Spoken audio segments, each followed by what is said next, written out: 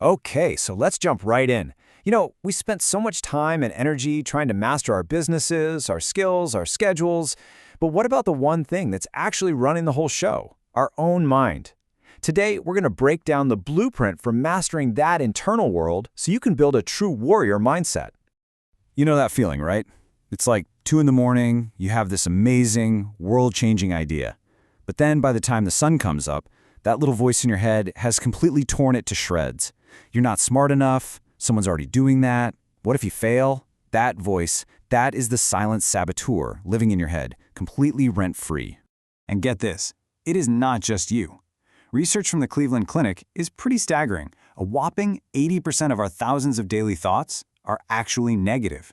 For an entrepreneur, that's like trying to build a skyscraper on a foundation made of sand.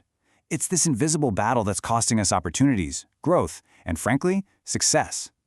But what if you could become the architect of your own mind? What if you could just uninstall all that faulty programming? Well, here's the good news. You can. It's a skill you can train, and today, we're unpacking the mental toolkit to do it. We're calling it the 3 Laws of Thought. It's a really simple but powerful 3-step framework. First, we learn to choose which thoughts actually get our attention. Second, we have to actively remove the old mental weeds that are holding us back. And third, we intentionally install a brand new upgraded operating system. So, let's break down that first law. So, the foundational truth is this. Your thoughts are not you.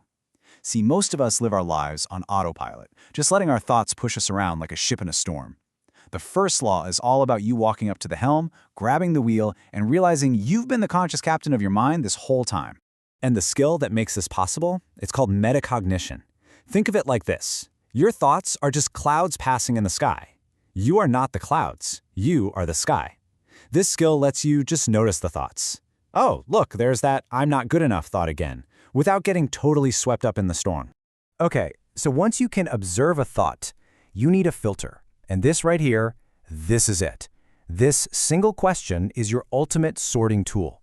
It's not about whether a thought is true or false, it's about whether it's useful. I mean, does thinking they're just going to say no right before a sales call actually help you? No, of course not. So you choose a better one. In this quote, man, it just illustrates the whole concept so brilliantly. That tiny moment of observation, that little space, that is where all your power is. The author, Viktor Frankl, a Holocaust survivor, he knew this better than anyone. Learning to live in that space is how you reclaim your freedom from those automatic negative reactions. All right, let's move on to the next laws and see how this all builds. Observing your thoughts is step 1 for sure. But what about those super deep-rooted beliefs to just keep generating those thoughts on repeat? Now we have to get our hands dirty. It's time to start pulling the weeds from our mental garden before we can plant the seeds of success. Now, to uproot a limiting belief, you can't just ignore it. You have to totally dismantle it. So first, you ask yourself, where did I even learn this? Was it from a parent, a teacher? A lot of the time, it's not even your belief to begin with. Second, you challenge it. Find some real evidence from your own life that proves it's not 100% true. And finally, you reframe it with a new, more empowering belief. And this is where it gets really practical. I mean, look at these transformations. What if I fail becomes every outcome is data. That's not just a nice saying, it's a strategic shift in your thinking. Or I'm not a natural salesperson becomes I am learning to communicate value. See, this isn't about lying to yourself. It's about choosing a perspective that's actually more useful and probably more accurate. And check this out. This is not just some mental trick. This is biology. The science of neuroplasticity proves that our brains are not fixed. By intentionally practicing new ways of thinking, you are physically creating new neural connections. You are literally rewiring your brain to support your goals. How cool is that? So how do we actually install the new software? We do it with a trio of really powerful tools. First, affirmations. But here's the key. They have to be charged with emotion to really work. Second, visualization.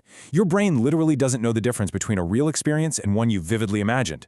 And third, and this is the most critical step, action. You have to act as if your new belief is already true. Action is the forge where belief gets hardened into reality.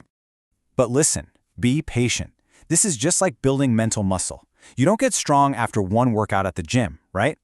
Research from University College London found that it takes, on average, 66 days for a new behavior to become automatic. So the key here isn't speed, it's consistency. Okay, so theory is great and all, but let's look at a real-world billion-dollar example of these laws in action. The story of Sarah Blakely and Spanx is honestly a masterclass in building a warrior mindset. I mean, when she started, the odds were completely stacked against her. She was selling fax machines door to door, had just $5,000 in savings, and knew absolutely nothing about fashion or retail or manufacturing. Can you just imagine the limiting beliefs that must have been screaming in her head? But here's the thing. She was already applying the laws. For Law 1, her dad had taught her to reframe failure as a good thing, so she chose not to be afraid of it. For Law 2, she removed the belief that she wasn't qualified by just relentlessly teaching herself everything she needed to know. And for Law 3, she installed the belief of success by visualizing her products in stores and acting like a CEO from day one. And the result of all that incredible internal work? By 2012, Forbes had named her the youngest self-made female billionaire. She mastered her inner world before she ever conquered the outer one. This is what is possible. So, how do we actually make this a part of our own lives? Well, you have to start treating your mental fitness just like your physical fitness. You need a routine. So, think of this as your daily workout for your mindset gym. And look, it doesn't take hours. We're talking about just 15 minutes a day. In the morning, you prime your mind. Midday, you interrupt your automatic patterns with that one key question. And in the evening, you do a little debrief. Uproot one limiting thought and write down one action that gives your brain evidence for your new belief. It's simple, it's powerful, and it's so effective. The shift that you're making here is really profound. You're moving from being a passenger on autopilot, believing every single negative thought, to becoming the conscious captain. You're shifting from seeing failure as some terrible endpoint to seeing it as valuable feedback. From believing you're fixed to knowing you are totally programmable. You know, ultimately what this all comes down to is that the entrepreneurial journey, it is won or lost between your ears. Your mind can be your most powerful ally or your absolute worst enemy. It's the one variable you have complete and total control over. And that brings us to the final question. Because this isn't just about understanding stuff, it's about doing stuff. So based on everything we've just talked about, I want you to take a moment and really decide what is the very first mental weed, that one limiting belief that you are going to start uprooting today.